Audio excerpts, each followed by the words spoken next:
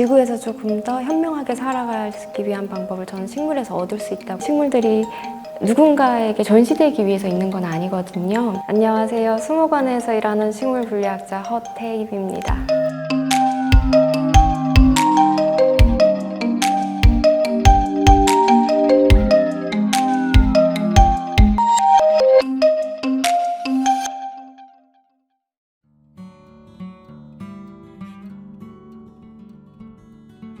식물을 이야기할 때 저는 항상 그 인간이라는 한 종을 대하듯이 식물도 각각의 그 종에 대해서 이해하자는 거거든요. 우리가 지구라는 행성에서 살아가는 한 생물 종으로서 인류가 지구에 출현한 건 정말 최근의 일이에요. 지구 46억 년의 시간에서 거의 학자들은 한 그 시간을 20만 년 전쯤으로 생각을 하는데, 하지만 인류가 문명을 이룩하고 나서의 시간은 2만 년 전쯤으로 보니까요. 하지만 식물이 지구에 출현한 건 5억 년 전이에요. 그러면 46억 년의 시간에서 5억 년 전에 출현한 식물이 지구에 적응하기 위해서 얼마나 많은 시련을 겪으면서 생존을 위해서 많은 방법들을 구해냈겠어요. 그래서 우리 인류를 포함해서 동물들이 지구에서 조금 더 현명하게 살아가기 위한 방법을 저는 식물에서 얻을 수 있다고 생각하거든요. 인류는 어쩔 수 없이 식물들을 이용해 왔어요. 그게 먹기 위해서, 그리고 또는 약으로 쓰기 위해서. 그렇게 인류의 발전이 어떻게 보면 식물과 함께 했다고 해도 과언이 아닐 건데요. 근데 최근 산업화 이후, 그리고 자본주의가 조금 더 팽배해지면서 식물을 어떻게 보면 정복해야 할 대상으로 삼기 시작했죠, 사람들이요. 식물들이 살고 있는 자생지를 훼손한다던가, 아니면 특정 어떤 식물을 한 종이 자본주의적인 가치가 너무 높아서 그 식물들을 너무 열심히 남획하다 보니까 그 식물 자체가 멸종위기 종이 되어버린다던가, 그렇게 되면 결코 지속 가능할 수 없다는 얘기죠. 우리가 그 식물들을 잘 지키고 보존하면서 함께 그 생태계를 이끌어야지 더 오래 멀리 갈 수 있습니다. 그걸 식물들은 늘 그 자리에서 이야기를 해주고 있어요. 그걸 잘 모르는 게 사람들이죠. 그래서 저는 지구라는 행성을 본인의 서식지라고 생각했을 때 그 서식지를 지키는데 가장 서툰 생물이 인간일 거라고 생각을 하거든요. 그 견지에서 다시 처음으로 돌아가면은 식물한테 배워야 하는 부분이 되게 많습니다. 식물 보면 저 처음 느끼는 감정이 아름다워요. 근데 이거는 저 아니어도 보편적으로 느끼는 걸 거예요. 그 마음들이 모여서 지금의 식물을 좀 향유하고자 하는 문화가 형성된 것 같고요. 아름다운 느낌에서 저는 조금 더 나가서 잘 좀 돌봐주고 싶어요. 저 아름다움을 훼손시키고 싶진 않거든요. 이런 이야기 하면은 저한테 질문을 많이 하세요. 그러면은 식물분리학자는 식물 안 키우세요? 저는 일단 그 식물 잘 키우시는 분들 되게 존경해요. 저는 그렇게 못 키우거든요. 저는 제 공간에 책임지지 못할 생물을 들이지 않거든요. 그 이유가 다 저마다 사는 자리에서 살아야 된다, 자기 살던 데서 살아야 된다는 생각이 저는 강해요. 무엇보다 저는 그 식물들을 찾아갈 수 있는 능력이 있고 식물들 사는 자리에 늘 찾아가니까요. 저는 저뿐만 아니라 모든 사람들이 식물한테 느끼는 그런 식물적인 감상에서 그게 그들을 돌보는 마음으로 이어졌으면 좋겠습니다. 저는 그 식물 키울 때 다들 그 키우는 식물도 어딘가에서 사오실 거 아니에요. 얘가 이름은 뭐고 어디서 왔고는 확인을 하고 사왔으면 좋겠어요. 예를 들면은 다육식물은 지금 너무 인기가 많아서 국내의 다육식물 시장에서도 합리적인 시장가가 형성이 돼 있어요. 근데 우리가 보편적으로 사는 다육이 말고 불법 거래가 지금 있는데, 암시장에서는 이거 못 구하는 거예요? 라고 하면서 금액이 천차만별이거든요. 그럴 때는 의심을 하셔야 돼요.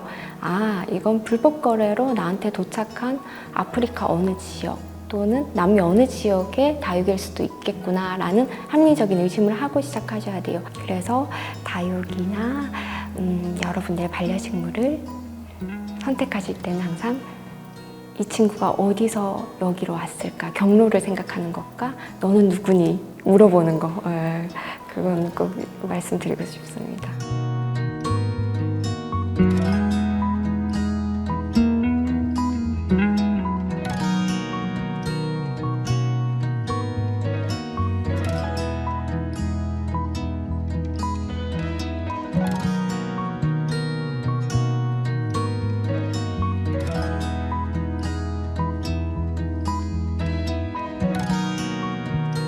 제가 처음 소개할 때 그 수목원에서 일하는 식물분류학자라고 말씀드렸어요. 저는 식물분류학자로서 식물을 지키기 위한 보전 연구들을 이어가고 있거든요.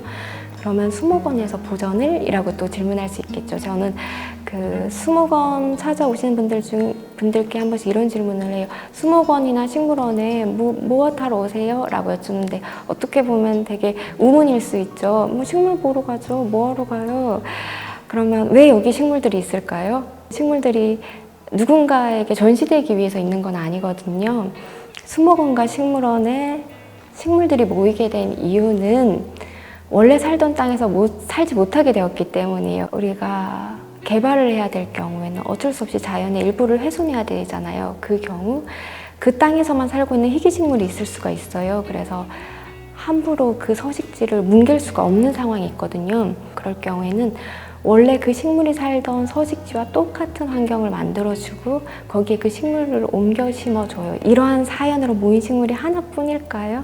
우리가 얼마나 많은 개발을 하고 있는데 이런 사연으로 식물들이 하나, 둘 서로 모이다 보니 모인 공간에서 전시의 기능이 생기게 돼요. 그리고 식물들이 모여 살다 보니 거기서 그 식물들이 다시 또 씨앗을 맺고 다음 해에 꽃이 피고 더 많은 개체가 늘고 증식의 기능도 생기고요. 또 거기서 우리 연구진들은 그 식물들의 씨앗을 또 한 톨 한 톨 받아 모으기도 하고요. 그럼 수집의 기능이 생기고 그리고 거기서 교육을 할 수 있는 공간이 마련되기도 합니다.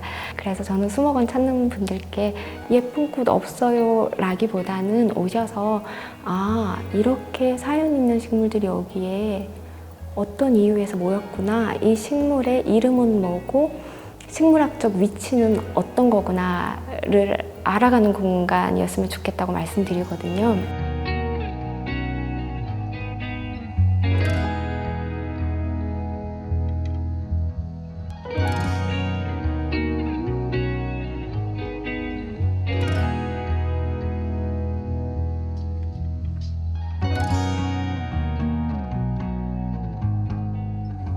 저는 시골에서 컸거든요. 제 식물 분류학의 선생님을 꼽으라고 하면 제 어린 적에 저를 자라게 해준 자연입니다. 그래서 저는 아주 특수하게도 싱하의 존재를 알아요. 58년생보다 더 젊은 분들은 잘 모르셔요. 싱아. 박완서 선생님의 소설 그 많던 싱아는 누가 다 먹었을까의 싱아거든요. 사람 손길 닿지 않는 곳에 가면은 싱아가 많아도 너무 많아요. 근데 우리는 우리 주변에서 싱아를 만날 수가 없죠. 그 많던 싱아는 누가 다 먹었을까라는 질문에 저는 두 가지 답을 항상 생각을 해요. 첫 번째는 우리가 싱아를 만나러 가는 길을 잃어버렸기 때문이죠. 그 두 번째는 그 길을 알더라도 싱아를 알아볼 수 있는 눈이 없으니까요. 제가 책을 쓸 때도 식물을 찾아가는 길, 그리고 그 길에 가서 그 식물들을 바라볼 수 있는 눈을 가졌으면 좋겠다는 마음으로 그 책을 썼습니다. 첫 장에 제가 이렇게 썼어요. 가장 자연적인 것이 가장 과학적인 것임을 아는 당신께. 그 당신께는 책 안에 등장하는 수많은 식물들이기도 하고 또 그 책 안에 등장하는 연구 동료이자 가족들이기도 하고 무엇보다 제 자신이기도 하고요. 그리고 가장 바란다면은 이 책을 접하는 독자들 한 분 한 분이었으면 좋겠다는 마음으로 썼습니다. 식물들을 많이 만나러 가는 길이 되었으면 해요.